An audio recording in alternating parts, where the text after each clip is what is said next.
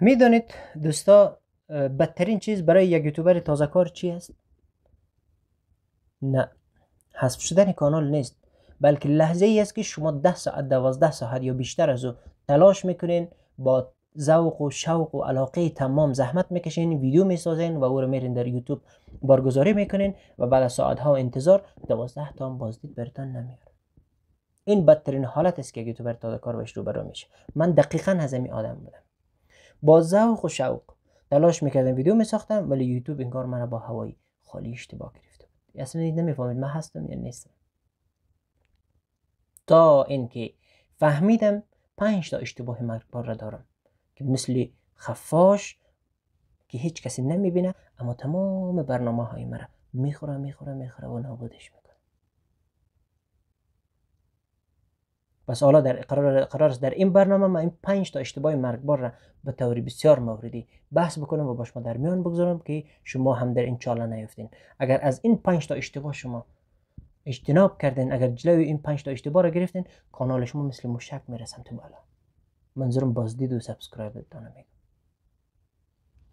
حالا بریم این 5 تا مورد حساس و سرنوشت ساز اما تلخ، حقایق بسیار تلخه امروز من برای شما بیان میکنم. اول، شماره یک، بی توجه به عنوان، تصویر و کاور. منظور همون تمنیل است دیگه، اصطلاح انگلیسیش میشه تمنیل. خیلی از وقتها سازندگان محتوا ویدیو کوشش میکنن که ویدیو محتوای عالی تولید بکنن، اما بی توجه به کاور، عنوان و تصویری تمنیلش است. اگر ویدیو خوب باشن باور دارن که بازدیدها را خودش میگیرن، مخاطبه را خودش پیدا میکنن، اما واقعیت این است که اولین چیزی که کاربر میبینه همان عنوان است، تصویر است، رنگی که انتخاب کردی و اون تمثیل است در واقع. اگر توجه به این نداشته باشی کلیک هم نمیخوری. پس عنوان باید کوتاه باشد، واضح باشد و کنجکاو برانگیز باشد. سوال را در ذهن خوانندگان و بازدید کنندگان ایجاد بکنن که اون سوال اینا رو سمت ویدیوی شما بکشد. تصویر کاور باید رنگ های روشن کار شود، چهره ها باید واضح باشد، متن ها باید کوتاه باشد تا چشم مخاطب را بگیرد. نکته دوم، نامنظم بودن و بدون برنامه ریزی منظم.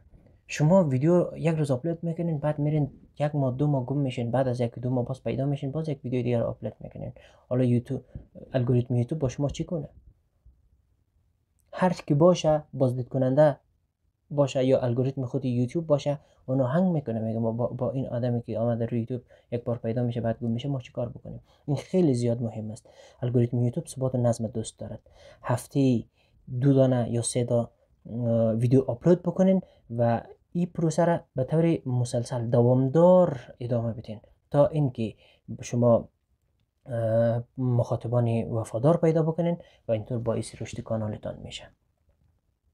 با آپلود ویدیوهای نامنظم و بی برنامه کانال شما رشد نمیکنه. بهترین کار داشتن برنامه ثابت و منظم است.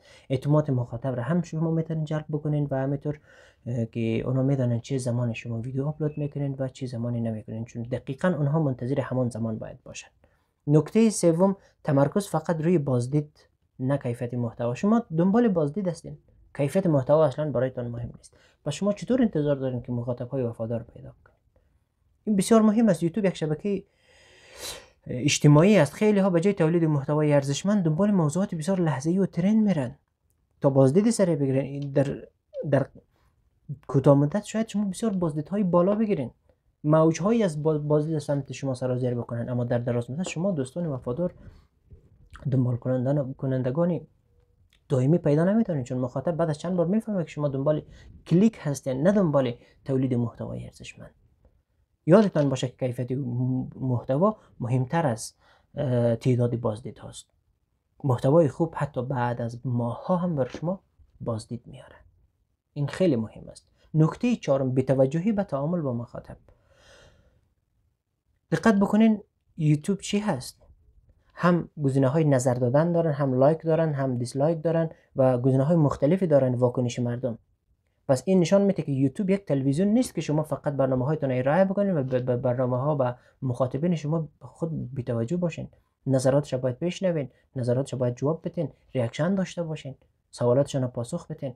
حتی در کامنت ها در خود ویدیو از مخاطباتتان بخواین که شما را لایک بکنن، سابسکرایب بکنن و برنامه هایتان رو دنبال بکنن، نظر بدن، انتقاد کنن، سوال کنن. شما در تمام سوال ها و انتقادات اونها هم جواب بدین تا مخاطب ها حس ارزشمندی پیدا بکنن و همیشه دوامدار در کانال شما بماند، برنامه های بعدی شما را ببیند.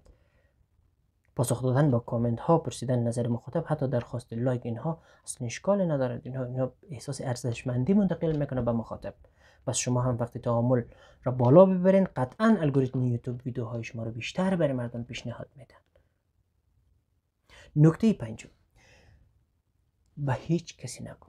به هیچ کسی نگو. برای اولین بار یوتیوب میسازی، برنامه میسازی، زحمت میکشی، ویدیو میسازی، محتوا تولید میکنی، با تمام امکانات رو در یوتیوب خود بارگذاری میکنی، اما بعد از او میری سراغ فامیل، قوما، خانواده، نزدیکان، خویشاوندان، دوستان، همسنفان، میری میگی که سابسکرایب بکو، لایک بکو، کامنت بدی، نظر بدی و از این قبیل چیزها. این اشتباه بسیار زیاد فاحش و مرگبار است برای شما، برای کانال شما. چرا؟ چون اقوام، اقارب، نزدیکان، دوستان اینها میاین چینل شما رو سابسکرایب میکنن، نظر میدن، لایک میکنن، کامنت میکنن، اولین ویدیو شما رو میبینن، بعد از اون ویدیوی دوم، سوم و چهارم و آخرین دیگه ویدیوهای شما رو اصلا توجه نمیکنن. اصلا توجه نمیکنن. اینجا چی صورت میگیرن؟ اینجا الگوریتم یوتیوب ایران میمونه که ویدیوهای شما رو به کی پیشنهاد بدن؟ نمیکنه. این بزرگترین ضربه است که کانالت وارد میکنه. چرا که الگوریتم یوتیوب طور طراحی شده که اینجا نمیدونه ویدیو شما رو به چی کسی پیشنهاد بکنه. و نکته آخر به عنوان نتیجه برای شما میگم که تمام توجه و تمرکز خود روی کیفیت، بلند بودن سطح مهارت های بیان و گفتاری خود متمرکز بسازین و در عین حال این نکاتی را که من در اینجا ذکر کردم، این 5 نکته را شما هم در نظر بگیرین. کانال شما رشد میکنه، بازدیداش مثل مشک میره بالا و بعد از کانال شما جا میفته و بازدیدهای خودش را پیدا میکنه. اگر شما علاقمندی دیدن و دنبال کردن چنین برنامه‌هایی هستین، من چند سلسله برنامه‌های دیگه که از تجربه چند ماهی خودم کسب کردیم اونها رو آماده کردیم، منظم به طوری دسته‌بندی شده من خدمت شما ارائه میکنم. پس کانال رو سابسکرایب بکنید تا برنامه‌های بعدی رو من در این کانال با شما شریک بکنم. من 2 ماه 3 ماه میشه که من از کانال یوتیوب برای شرح و تفسیر شاهنامه فردوسی استفاده میکنم. شما این کانال مرا اینجا ببینین، اونم سابسکرایب بکنین، اشتباهات مرا دقیق در اونجا میبینین. تشکر از شما.